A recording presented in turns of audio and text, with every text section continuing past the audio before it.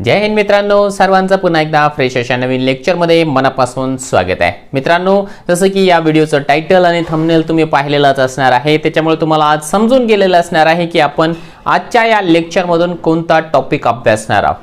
बिलकुल ठीक, आपण जे आहे आज टेन्स हा जो टॉपिक आहे पूर्णपणाने समजून घेणार आहोत। परंतु मित्रांनो, टेन्स हा असा एक टॉपिक आहे जो की बराचसा विस्तृत आहे, बराच मोठा आहे, त्याच्यामुळे त्याला एका लेक्चरमध्ये कंप्लीट करणं जवळजवळ अशक्य आहे। म्हणून मी जे आहे कमीत कमी वेळेमध्ये त्याला कंप्लीट करण्यासाठी या ठिकाणी प्रयत्न करतोय आणि याचे आपण जे आहे 2 व्हिडिओज बनवलेले आहे। ठीक आहे, पार्ट 1 आणि पार्ट 2 मध्ये आपण टेन्सचा संपूर्ण भाग, मग संपूर्ण प्रकारचे जे टेन्स आहेत ते आपण कव्हर करून घेतलेले आहे। त्याच्यामुळे मित्रांनो, आजचा हा जो टॉपिक आहे अतिशय इम्पॉर्टंट आहे, पार्ट 1 असणार आहे। पार्ट 2 ची लिंक देखील या व्हिडिओच्या डिस्क्रिप्शन बॉक्स मध्ये देण्यात आलेली आहे, त्या ठिकाणी जाऊन तुम्ही ते पार्ट 2 देखील पाहू शकता। आणि मित्रांनो, टेन्स नेमकं काय आहे? टेन्स म्हणजे काळ आपल्या सर्वांना परिचित आहे। टेन्स शिवाय इंग्लिश मध्ये पान देखील हलत नाही, कारण बाकीचं जे ग्रामर आहे ते केवळ आणि केवळ जे आहे टेन्स वरतीच या ठिकाणी डिपेंडेबल असतं। ठीक आहे, जर टेन्स आपल्याला व्यवस्थित आलं तर बाकीचं जे ग्रॅमॅटिकली जे काही पॅटर्न्स आहेत, जे काही ग्रामरचे सेक्शन्स आहेत ते आपण सहजपणाने या ठिकाणी सोडवू शकतो, त्यांचं सोल्युशन या ठिकाणी करू शकतो। त्याच्यामुळे हा जो टॉपिक आहे अतिशय इम्पॉर्टंट आहे। आता मी जास्त वेळ या ठिकाणी बोलणार नाही, डायरेक्टली आपण जे आहे शिकवायला सुरुवात करणार आहोत।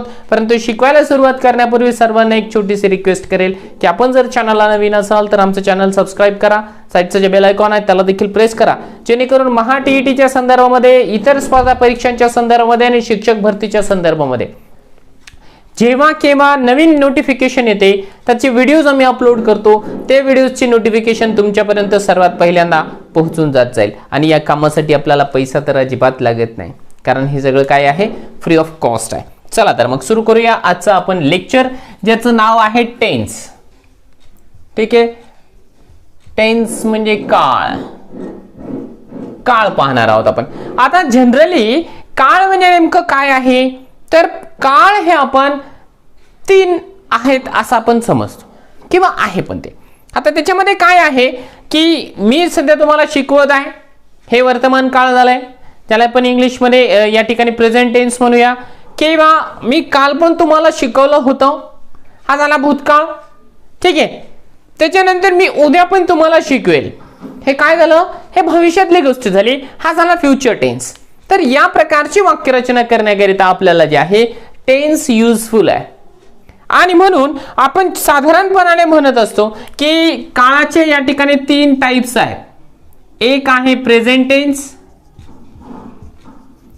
प्रेझेंट टेन्स ज्याला की आपण या ठिकाणी वर्तमान काळ म्हणतो। वर्तमान काळ। त्याच्यानंतर 2 नंबरचा जो टेन्स आहे तो आहे पास्ट टेन्स, पास्ट टेन्स ज्याला आपण या ठिकाणी भूतकाळ म्हणूया।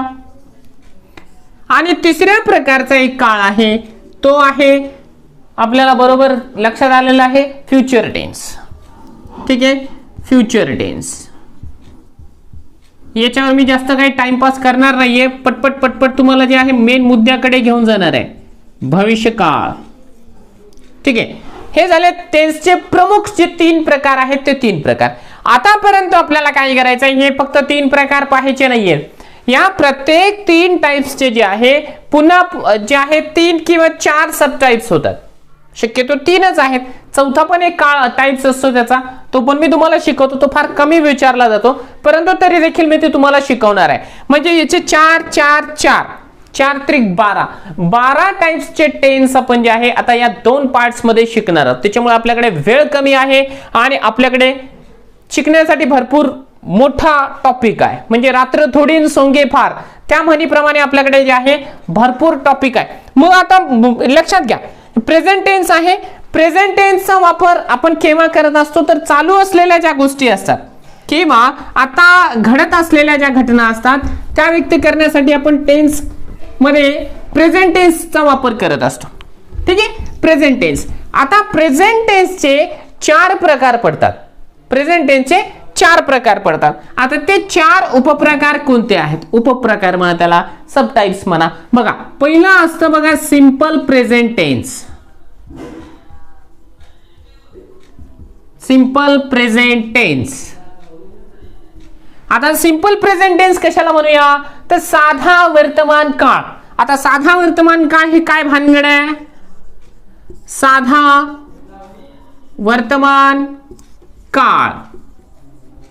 ठीक आहे, सिंपल प्रेझेंट टेन्स. आता सिंपल प्रेझेंट टेन्स या काळाचा यूज काय होतो, या टेन्सचा यूज काय होतो, तर बघा नेहमी घडणाऱ्या ज्या घटना असतात त्या की वारंवार नियमितपणाने घडतात, किंवा माझ्या ज्या काही सवयी असतात त्या सवयी दर्शवण्यासाठी, नियमित घटना घडत आहेत त्या दर्शवण्यासाठी, त्रिकालाबाधित सत्य आहे ते दर्शवण्यासाठी, किंवा या ठिकाणी ज्याला आपण म्हणतो म्हणी आहे, त्या म्हणी देखील काय होतात, सिंपल प्रेझेंट टेन्स मध्ये लिहिल्या जातात. आता सिंपल प्रेझेंट टेन्स आपल्याला आयडेंटिफाई करा म्हणून विचारला जाऊ शकतो, किंवा आपल्याला कन्वर्ट करा म्हणून देखील विचारला जाऊ शकतो. आता काहीही असो, सिंपल प्रेझेंट टेन्स आपल्याला आयडेंटिफाय करायचं असेल तर आपल्याला त्यासाठी लागणार आहे फॉर्म्युला. ठीक आहे, प्रत्येक काळाचा एक फॉर्म्युला आहे. बाकीच्या सगळ्या गोष्टी विसरलं तरी चालतं, आपल्याला त्याचा जो फॉर्म्युला आहे तो लक्षात ठेवायचा आहे. आता त्याचा फॉर्म्युला काय आहे तर लक्षात घ्या, या ठिकाणी सब्जेक्ट, त्याच्यानंतर V1. आता हे V1 चा अर्थ काय, हे बघा, यस लिहितोय फक्त सब्जेक्ट साठी, थोडंसं मोठं लिहितो. ठीक आहे, वाटल्यास काय करतो, इथे लिहितो थोडंसं मोठ्या अक्षरामध्ये, S plus V1 plus object असं लिहिलेलं आहे, तुम्हाला दिसत असेल. आता थोडंसं ठळकपणाने, आणि तर मला बऱ्याच जणांनी कमेंट केली असं तुम्ही फार बारीक लिहिताय, जी जशी सवय आहे ती तशीच लिहित असतो, तरी पण मी माझ्यामध्ये थोडंसं इम्प्रूव्हमेंट करण्यासाठी या ठिकाणी प्रयत्न केलेला आहे, आणि इन फ्युचर देखील थोडंसं दुरुस्ती मी करेलच आहे. Yes plus V1 plus object. तुम्ही म्हणाल सर हे याचा अर्थ सांगा ना काय आहे. हे बघा, यस म्हणजे सब्जेक्ट, सब्जेक्ट म्हणजे कर्ता, आणि कर्ता म्हणजे वाक्यामध्ये कार्य जो करत असतो, है ना, हसतो, खेळतो, नाचतो, उडतो, हे जे काही करते ते त्याला कर्ता. वर्ब, व्ही म्हणजे वर्ब, वर्ब म्हणजे मुख्य क्रियापद, आणि ओ आहे, ओ म्हणजे ऑब्जेक्ट, ऑब्जेक्ट म्हणजे कर्म. मग आता सिंपल प्रेझेंट टेन्स मध्ये जे वाक्याची रचना राहते, सब्जेक्ट V1 प्लस ऑब्जेक्ट. तुम्हाला सर अजून नाही समजलो, थांबा जरासं, ठीक आहे, थोडस सबुरीनं घ्या. अजून जेव्हा आपण पूर्ण काय शिकूया, काय उदाहरणं घेऊया, त्याच्यानंतर असं तुम्ही पटापट उत्तरं देणार आहात, त्याच्यामुळे ताण घेऊ नका. बघा, उदाहरण तुम्हाला देतोय, अजून एक दोन लाईन तुम्हाला सांगेल. जसं की अगोदर उदाहरण देतो म्हणजे तुमच्या लक्षात येईल. उदाहरण नंबर 1 असं घेऊया, she it's a mango, full stop. She it's a mango. इथे एक स्टेटमेंट आहे, ती आंबा खाते. लक्षात घ्या, खाते, ती भूतकाळामध्ये खात होती, आजही खाते, म्हणजे खाण्याची काय आहे त्याची, ती नेहमीची सवय आहे, आणि म्हणून आपण इथे लिहिलेलं आहे शी इट्स अ मँगो. आता तुम्ही म्हणाल की मग याचे आपण हे फोड करून दाखवा, तर या ठिकाणी बघा, शी हे काय आहे, सब्जेक्ट आहे, त्याच्यानंतर इट्स, इट्स हा मुख्य क्रियापदाचे पहिले रूप आहे, आणि अ मँगो हे आहे या ठिकाणी ऑब्जेक्ट. आता काही जणांच्या मनामध्ये प्रश्न निर्माण झाला असेल, सर मग या मुख्य क्रियापदाला यस कस काय आला, इट का बरं लिहिलं नाही तुम्ही, नुसतं इट. बरोबर आहे, बरोबर आहे, तुमची शंका बरोबर आहे, परंतु मित्रांनो लक्षात घ्या काय करावं लागतं, ज्या वेळेस इथे जे कर्ता असतो, कर्ता काय सांगत आहे लक्षात घ्या, जेव्हा इथे कर्ता हा सिंग्युलर असतो त्यावेळेस मुख्य क्रियापदाला यस किंवा ईएस प्रत्येक क्रियापदानुसार लावावं लागतं. लक्षात आलं, जेव्हा कर्ता हा सिंग्युलर असतो त्यावेळेस मुख्य क्रियापदाला यस किंवा ईएस प्रत्यय लागतं. म्हणजे काय, तर बघा, समजा कर्ता असेल ही, शी किंवा इट, हे जर कर्ता असेल तर आपल्याला यस प्रत्यय लावायचा आहे किंवा ईएस प्रत्यय लावायचा आहे, अन्यथा आपल्याला प्रत्यय लावायचा नाही. क्लिअर, ऑल क्लिअर, ठीक आहे. पुढे चालूया.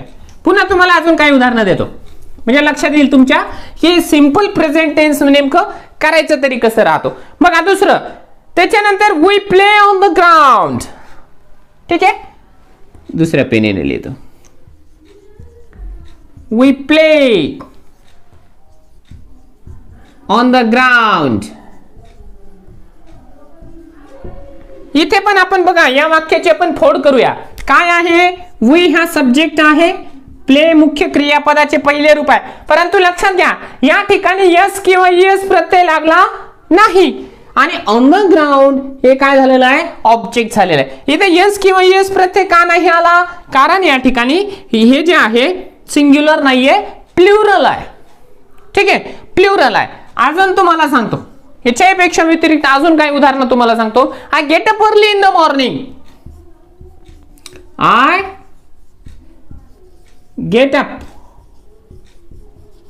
Early in the morning. मी सकाळी लवकर उठतो. I get up early in the morning. याची देखील आपण जर का फोड केली तर आपल्या फॉर्म्युलाप्रमाणे त्याची फोड होते. आय आहे, आय हा सब्जेक्ट आहे, त्याच्यानंतर गेट अप है ना, हे काय आहे? मुख्य क्रियापदाचे पहिले रूप आणि बाकीचं उरलेलं हे संपूर्ण वाक्य समजा आपण ऑब्जेक्ट धरूया. आपल्याला बाकीच्या गोष्टीची घेणं देणंच नसतं. आपला मेन टार्गेट असतं की हे काय, या दोन गोष्टी. ऑब्जेक्ट मध्ये कधीच बदल होत नसतो. ऑब्जेक्ट मध्ये बदल होत नसतो. बदल फक्त होतो मुख्य क्रियापद आणि सहाय्यकारी क्रियापद या दोनच गोष्टींमध्ये. ठीक आहे, लक्षात येत आहे. अजून तुम्हाला एक उदाहरण सांगतो म्हणजे पक्क आपल्याला जे आहे बऱ्याच गोष्टी या ठिकाणी लक्षात येतील. आता समजा असं असेल की नकारार्थी शब्द असेल, नकारार्थी. आता वाक्यामध्ये जरुरी नाही की पॉझिटिव्ह वाक्य येतील. ठीक आहे, आता समजा जर का सिंपल प्रेझेंट टेन्स मध्ये आपल्याला काय करायचं आहे? एक नकारात्मक वाक्य द्यायचं आहे. मग नकारात्मक वाक्य देत असताना आपल्याला काय करावं लागतं की डू नॉट किंवा दिसतंय ना, हा डज नॉट. डू नॉट किंवा डज नॉट आपल्याला वापरावं लागतं. आता डू नॉट किंवा आणि डज नॉट किंवा हे देखील आपल्याला एक वेळेस या ठिकाणी लक्षात घ्यावं लागणार आहे. ठीक आहे, आता केव्हा तर शी, इट आणि ही शी इट हे जर का असतील तर डज नॉट. ठीक आहे, हा कॉलम लक्षात घ्या. आणि इतर जर का गोष्टी असतील तर काय करायचं आहे? दोन कॉलम करून दे, दोन राऊंड करून देतो तुम्हाला. ठीक आहे, पहिला काळ आहे म्हणून मी थोडस स्लोली जातोय, त्याच्यामुळे तुम्हाला लक्षात यावं म्हणून. आणि एकदा आपण जर का वर्तमान काळ शिकलो की पुढचे दोन काळ तर असे पटापट होऊन जातात आपले. ठीक आहे, किंवा इतर करते असतील, मग इतर करते असतील तर त्यावेळेस डू नॉट यूज करायचं आहे. कळालं?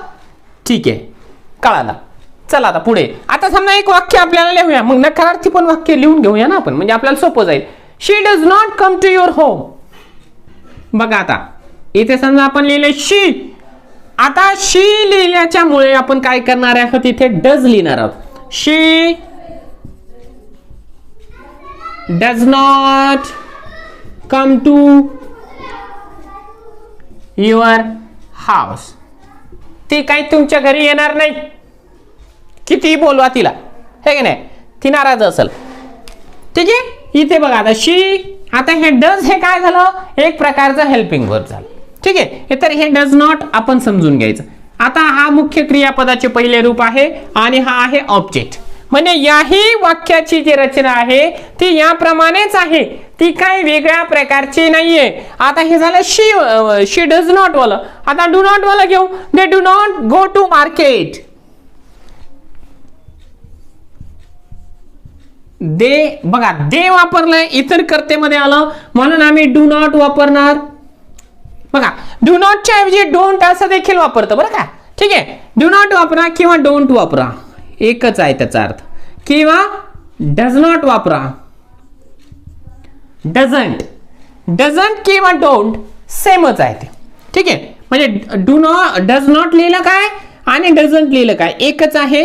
डू नॉट लिहिलं काय, डोंट लिहिलं काय एकच आहे. They do not go to bazaar. तू म्हणाल सर मार्केट का लिहिलं नाही? इंग्लिश मध्ये कधी कधी बाजार पण लिहिलं जातं. ठीक आहे, इंग्रजांचे आपण एवढे शब्द घेतले, एखादा शब्द घेऊ द्या ना आपला त्यांना. ठीक आहे, they do not go to bazaar. हे झालं मित्रांनो सिंपल प्रेझेंट टेन्स. सिंपल आहे, याच्यामध्ये काही फार आपल्या डोक्याला ताण देण्यासारखं काम आहे का? नाहीये, सगळं काही आपल्याला इझीच आहे. आता हे झालं सिंपल प्रेझेंट टेन्स. याच्यानंतर जे आहे 2 नंबरचा जो काळ असतो तो असतो बघा मित्रांनो कंटिन्युअस प्रेझेंट टेन्स. ठीक आहे, 2 नंबरला आपण शिकूया कंटिन्यू प्रेझेंट टेन्स. आता कंटिन्यू प्रेझेंट टेन्स हे नेमकं काय आहे, तर हे तर याच्यापेक्षा सोपं आहे. ठीक आहे, जसं जसं आपण पुढे पुढे जाऊया तसं तसं तो जो काळ आहे, काळाचा प्रकार आहे, तो सोपा होत जाणार आहे. काही टेन्शन घेऊ नका. मी आहे ना, माझं एक लेक्चर बघितलं ना तुम्ही, हे टेन्सचं आजचं एक लेक्चर आणि याच्या डिस्क्रिप्शन बॉक्समध्ये जो लेक्चरची लिंक आहे टेन्स नंबर 2, तो जर पाहिला तर तुम्हाला आयुष्यामध्ये कोणतंही ग्रामरचं वाक्य असू दे. आता मी हे नाही सांगणार की फक्त टेन्स तर तुम्हाला येणार, हे तर काळ्या दगडावरची रेग आहे, परंतु तुम्हाला कोणत्याही प्रकारचं टेन्स असला तर त्याचं उत्तर तुम्हाला शोधता येणार आहे. ठीक आहे, मग चेंज द वॉइस असेल, डायरेक्ट इनडायरेक्ट असेल, हार्डली हॅड असेल किंवा नो सुनर दॅन असेल, काही पण असू द्या, कोणत्याही प्रकारचं वाक्य असू द्या, तुम्हाला त्याचं उत्तर या ठिकाणी येणारच आहे. आता बघा फॉर्म्युला तुम्हाला अगोदर नाव लिहून देतो है ना. बघा समजा 2 नंबरचा उपप्रकार आपण घेतोय, काय? Present continuous tense. ठीक आहे, प्रेझेंट कंटिन्युअस टेन्स. आता प्रेझेंट कंटिन्युअस टेन्स म्हणजे काय? काही लोक म्हणतात त्याला चालू वर्तमान काळ, तसं नका लिहू. ठीक आहे, चालू वर्तमान काळ आपल्याला लिहायचं नाही. आपली मराठी भाषा म्हणजे फार इंटरेस्टिंग भाषा आहे, त्याच्यामध्ये एका अर्थाचे कधी कधी एका शब्दाचे बरेचसे अर्थ होऊन जातात. चालू हा शब्द आपण थोड्याशा वाईट मार्गासाठी वापरतो, लेट चालू आहे. ठीक आहे, आपल्याला तसं नाही वापरायचं आहे. आपण इथे वापरणार आहोत अपूर्ण वर्तमान काळ. ठीक आहे, अपूर्ण वर्तमान काळ.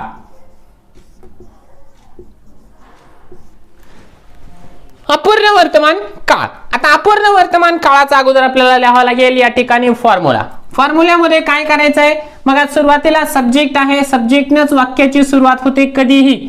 बघा यामध्ये आपल्याला सहाय्यकारी क्रियापद वापरावं लागणार आहे, एम इज आर, याच्यापैकी एक. त्याच्यानंतर मुख्य क्रियापदाला आयएनजी आणि त्याच्यानंतर आपल्याला शेवटी लिहायचं आहे ऑब्जेक्ट.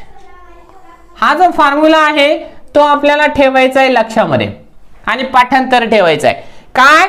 जेव्हा केव्हा आपल्याला प्रेझेंट कंटिन्युअस टेन्स विचारला जाईल किंवा कंटिन्यू प्रेझेंट टेन्स म्हटलं जाईल, subject plus am is are plus VING plus object, हा जो फॉर्म्युला आहे असं क्विकली आपल्या तोंडातून निघाला पाहिजे.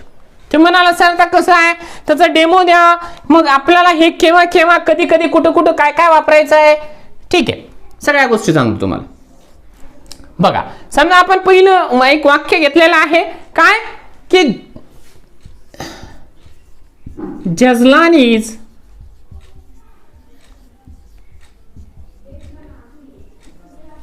Writing a letter. बघा जजलान इज रायटिंग अ लेटर, हे वाक्य आम्ही घेतलं. आता या वाक्यामध्ये बघा काय आहे, समजा हे काय आहे, सब्जेक्ट आहे, एम इज आर पैकी एक सहाय्यकारी क्रियापद म्हणजे हा झाला हेल्पिंग व्हर्ब. मुख्य क्रियापद आणि मुख्य क्रियापदाला ING लागलेला आहे आणि अ लेटर हे आहे ऑब्जेक्ट. लक्षात येत आहे? आता तू म्हणाल सर एम इज आर पैकी नेमकं कोणतं केव्हा वापरायचं आहे, तर लक्षात घ्या, ज्या वेळेस करता असेल आय, करता आय असेल त्याच्या समोर आपल्याला कंटिन्यू प्रेझेंट टेन्स मध्ये एम वापरायचा आहे. फक्त आय असेल तरच एम वापरायचं, इतर वेळेस एम वापरायचं नाही. त्याच्यानंतर जर का एक वचन असेल, ठीक आहे, करता जर का एक वचन असेल तर आपल्याला या ठिकाणी इज वापरायचा आहे. आणि जर का करता अनेक वचन असेल, करता जर अनेक वचन असेल तर मग आपल्याला आर वापरायचा आहे. लक्षात आलं? जर करता आय असेल तरच फक्त एम वापरायचं, करता एक वचन असेल तर आपल्याला या ठिकाणी इज वापरायचं आहे, आणि करता जर अनेक वचन असेल तर त्यावेळेस आपल्याला आर हे सहाय्यकारी क्रियापद वापरायचं आहे. चेंजेस करणं फार इझी आहे. आपल्याला जर का हा फॉर्म्युला माहिती असेल तर त्या फॉर्म्युल्याप्रमाणे आपल्याला या ठिकाणी चेंजेस करता येतात. उदाहरण तुम्हाला आता एक उदाहरण देतो आणि त्याची आपण काय करूया, चेंजेस करूया. हे तर फक्त तुम्हाला समजावं म्हणून मी तुम्हाला सांगितलेलं आहे. समजा आपण असं वाक्य दिलेलं आहे की शी टीचेस. बघा हे एक्झाम्पल आहे. शी teaches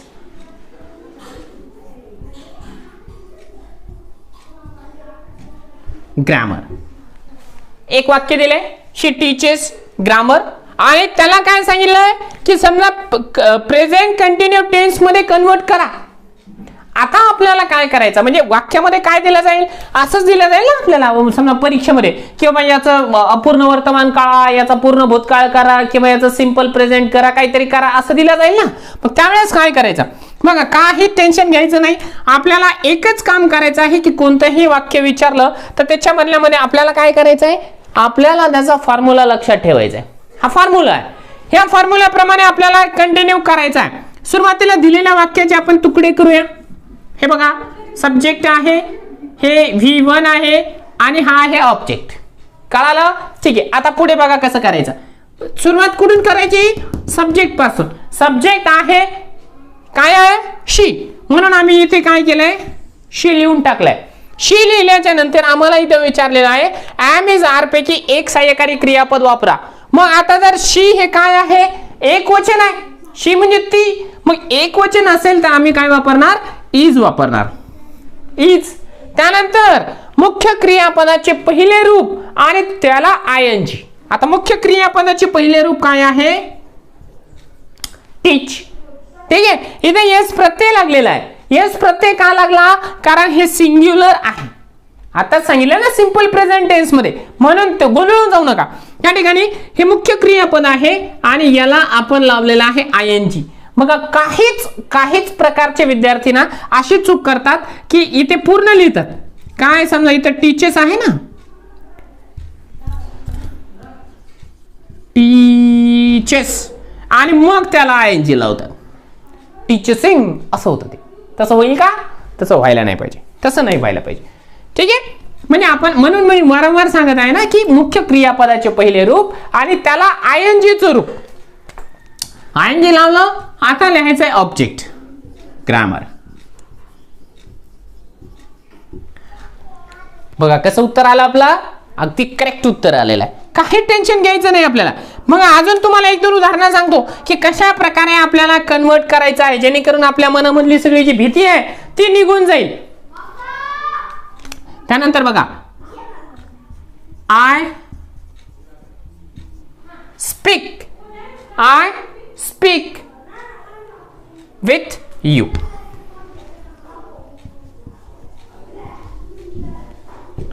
I speak with you, मी तुझ्याशी बोलतोय. ठीक आहे, मी तुझ्याशी बोलतोय. मग आता काय करायचं, या वाक्याचं देखील आपल्याला प्रेझेंट कंटिन्युअस टेन्स कर. तुम्ही म्हणाल सर फारच छोटे छोटे वाक्य आहे, अहो समजून तर घ्या ना. ठीक आहे. मग वाक्य छोटं असेल किंवा मोठं असेल, फॉर्म्युल्यामध्ये त्याला त्याच टाकावं लागेल की नाही, त्याच फॉर्म्युल्याप्रमाणे त्याला फॉलोअप घ्यावा लागेल की नाही. मग कशाला टेन्शन घेता, वाक्य छोटं यासाठी देतोय की आपल्याला जास्त कन्फ्युज होऊ नये. एकदा तुमच्या लक्षात आलं ना, हा याच्यापेक्षा 50 पट मोठं जरी वाक्य असलं ना तरी तुम्ही ते सोडून द्याल. ठीक आहे, तुम्ही सोडवाल. फक्त फॉर्म्युला समजावा म्हणून मुद्दामून थोडेसे जे छोटे छोटे साईजचे मी वाक्य देतोय. ठीक आहे. बघा इथे आय सब्जेक्ट आहे, स्पीक V1 आहे आणि हा काय आहे, ऑब्जेक्ट आहे. आता आपल्याला काय करायचं आहे, याचं उत्तर लिहायचं आहे.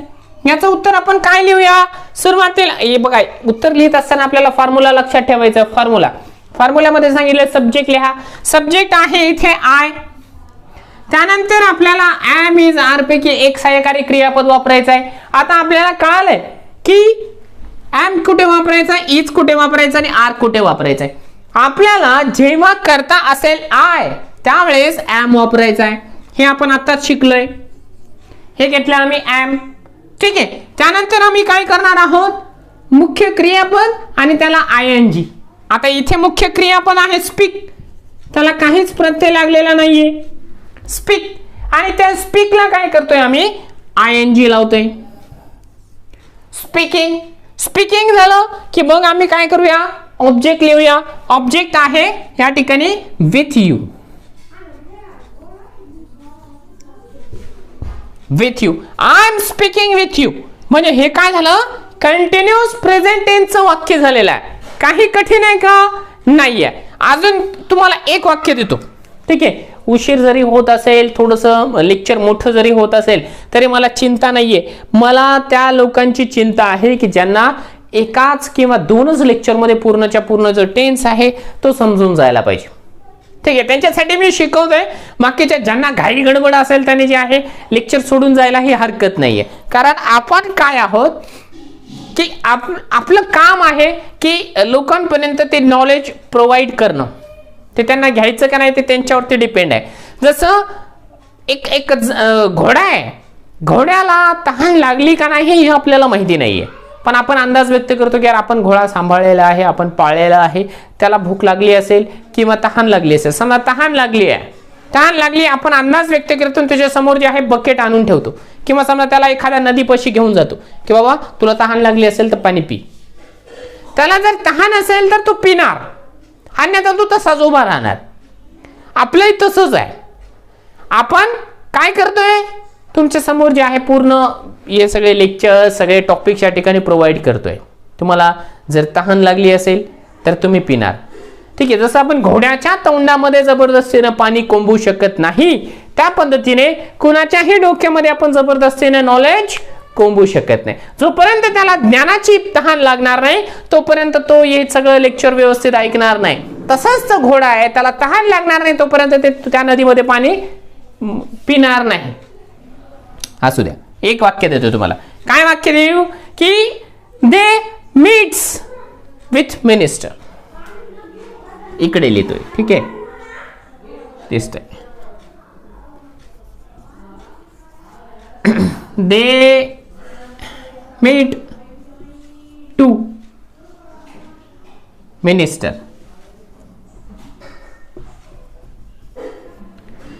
They meet to minister असं शब्द आहे. आता आपल्याला काय करायचं आहे, दिलेल्या वाक्याप्रमाणे याचं चेंजेस करायचं आहे. सब्जेक्ट लिहा सुरुवातीला. सब्जेक्ट आहे दे, त्याच्यानंतर एम इज आर पैकी एक सहाय्यकारी क्रियापद वापरा. दे अनेक वचन असल्यामुळे आम्ही काय करणार, इथे आर वापरणार. आणि मुख्य क्रियापद आहे, मुख्य क्रियापद आहे मीट. आणि त्या मीटला काय करायचं आहे, आयएनजी लावायचं आहे, मीटिंग. आणि शेवटी लिहा ऑब्जेक्ट आहे टू मिनिस्टर. लक्षात आलं असणार आहे. आता हे झाले दोन काळ. तिसऱ्या काळाकडे आपण जाऊया. बघा आता हे जे आहे तिसरा काळ आहे, प्रेझेंट परफेक्ट टेन्स, पूर्ण वर्तमान काळ. आता वेळ कमी लागावा, कमीत कमी वेळेमध्ये लेक्चर व्हावं म्हणून मी जे आहे थोडंसं एडिट करत आहे, ठीक आहे. म्हणजे हे पुसण्याचा वगैरे कार्यक्रम आपण या मोबाईल बंद करूनच करणार आहोत. म्हणजे काय होईल की कमीत कमी वेळेमध्ये तुम्हाला जास्तीत जास्त कंटेंट या ठिकाणी मिळू शकेल. मग आता याचा एक फॉर्म्युला आहे, पूर्ण वर्तमान काळाचा एक फॉर्म्युला आहे, सब्जेक्ट प्लस हॅव किंवा has plus V3 plus object. तुम्हाला लिहायचं काय आहे बघा, सब्जेक्ट आहे, त्याच्यानंतर हॅव किंवा हॅज पैकी एक सहाय्यकारी क्रियापद वापरायचं. मुख्य क्रियापदाचं तिसरं रूप वापरायचं आहे आणि ऑब्जेक्ट वापरायचा आहे. हे झालं आपला नियम. तुम्ही म्हणाल सर आता याचा डेमो द्या, उदाहरण द्या. ठीक आहे, चला आपण असं उदाहरण घेऊया की she has finish the homework. She has finished the homework.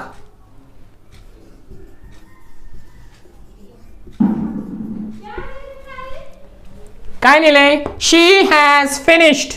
बघा आता बघा, मूळ जो मराठी भाषा आहे ना त्याच्यामध्ये अगोदर याला जे आहे फिनिश्ड असं वाचलं जायचं, परंतु आता काय आहे, आता थोडेसे आपण स्टँडर्ड झालेलं नवीन नियम आलेले आहे, त्याच्यामुळे हा जो ईडी आहे त्याचा उच्चार आपण सायलेंट पद्धतीने करत असतो, finished.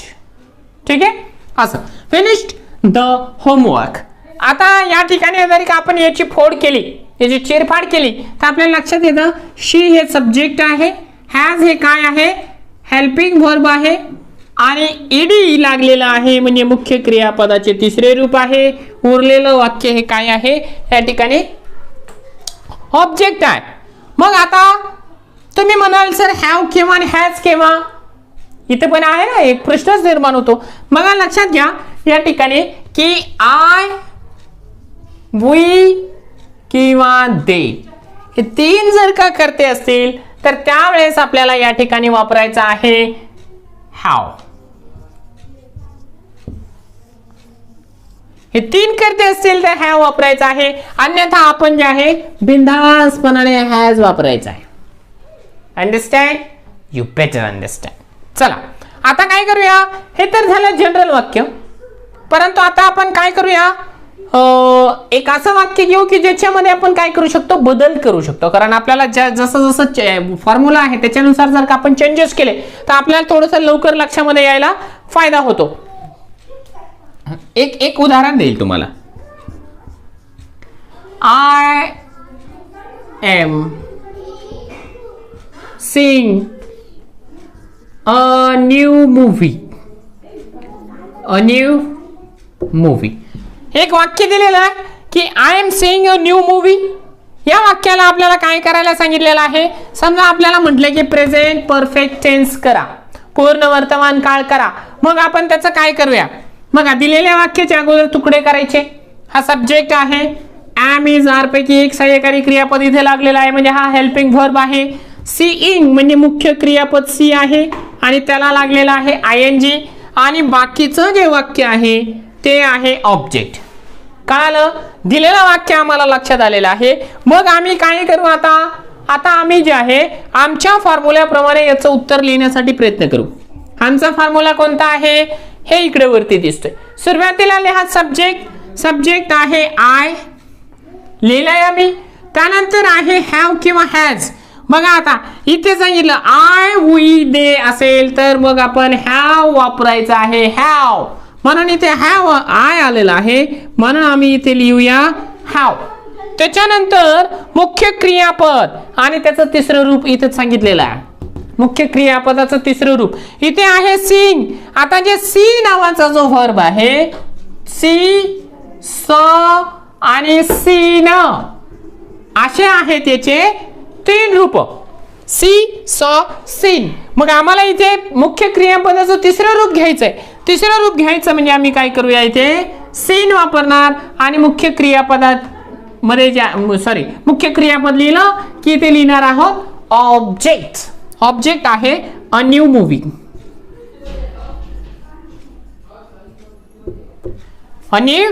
I have seen a new movie. लक्षात आलं ना, किती सोपं आहे. म्हणजे याचं चेंजेस आपल्याला करण्यासाठी काय महत्वाचं आहे, आपल्याला महत्वाचं आहे फॉर्म्युला. ठीक आहे, आपल्याला फॉर्म्युलेज या ठिकाणी थोडेसे लक्षामध्ये ठेवावे लागणार आहे. किंवा अजून एकच उदाहरण देतो तुम्हाला. ठीक आहे, फार जास्त उदाहरण ही तुम्हाला देणार नाहीये. की काय उदाहरण देऊ की ही इज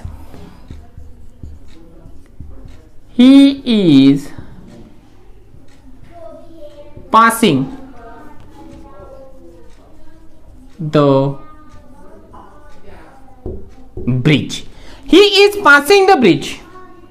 ठीक आहे, आता याच्यामध्ये पण आपण काय करायचं, अगोदर याचे तुकडे करून घ्यायचं.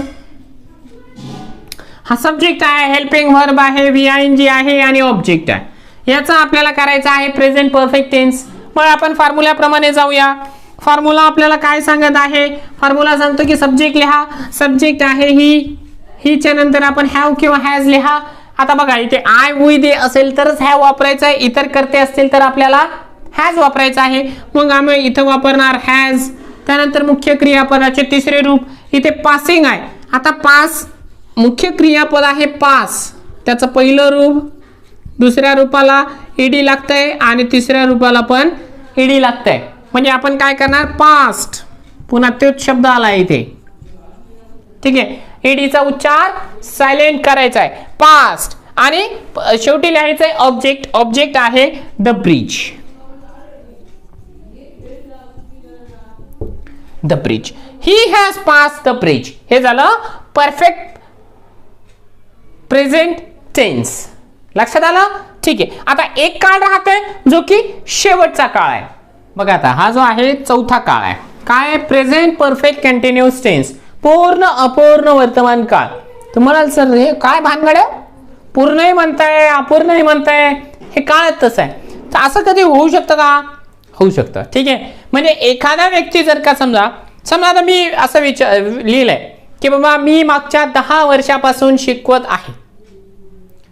बरोबर वाक्य आहे ना? म्हणजे मग 10 वर्षापासून मी शिकवत आहे, अशा प्रकारचं वाक्य आपल्याला लिहिण्याकरिता या काळाचा वापर करावा लागतो. ठीक आहे. प्रेझेंट परफेक्ट कंटिन्यू, त्याच्यामध्ये परफेक्ट पण राहतं आणि कंटिन्यू पण राहतं. उदाहरण तुम्हाला सांगतो. बघा नाही, फॉर्म्युला समजून घ्या. सब्जेक्ट प्लस हॅव किंवा हॅज पैकी एखादी क्रियापद, याच्यामध्ये बीन नावाचा शब्द आपल्याला लावावा लागतो. बीन. त्याच्यानंतर मुख्य क्रियापदाचे आयएनजी रूपला आपल्याला लावायचे आहे आणि ऑब्जेक्ट आपल्याला लिहायचा असतो. उदाहरण लिहून देतो तुम्हाला या ठिकाणी, म्हणजे तुमच्या पटकन लक्षामध्ये येऊन जाईल. उदाहरण आहे I have been learning. I have been learning सिन्सचा अर्थ होतो च्यापासून, म्हणजे एखादी विशिष्ट वेळ दर्शवण्यासाठी वापरतो आपण. I have been learning since last 10 years. असं देऊया की मी मागच्या 10 वर्षापासून शिकत आहे. एखादा 10वीचा विद्यार्थी असं म्हणू शकेल ना की मी मागच्या 10 वर्षापासून या ठिकाणी शिकत आहे. किंवा शी हॅज बीन कुकिंग. उदाहरण दिलं मी समजा की शी हॅज बीन कुकिंग. ती स्वयंपाक करत आहे.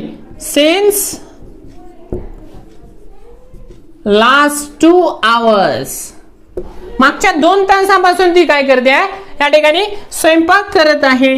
किंवा अजून एक उदाहरण तुम्हाला या ठिकाणी देऊ. They have bin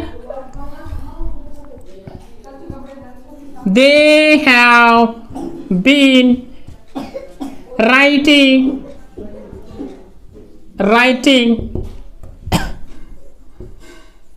letter.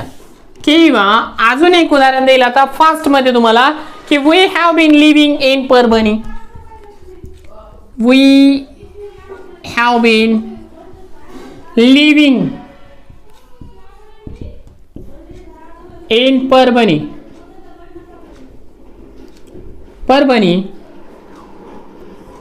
From birth. आम्ही जन्मापासून परभणीमध्येच राहतोय.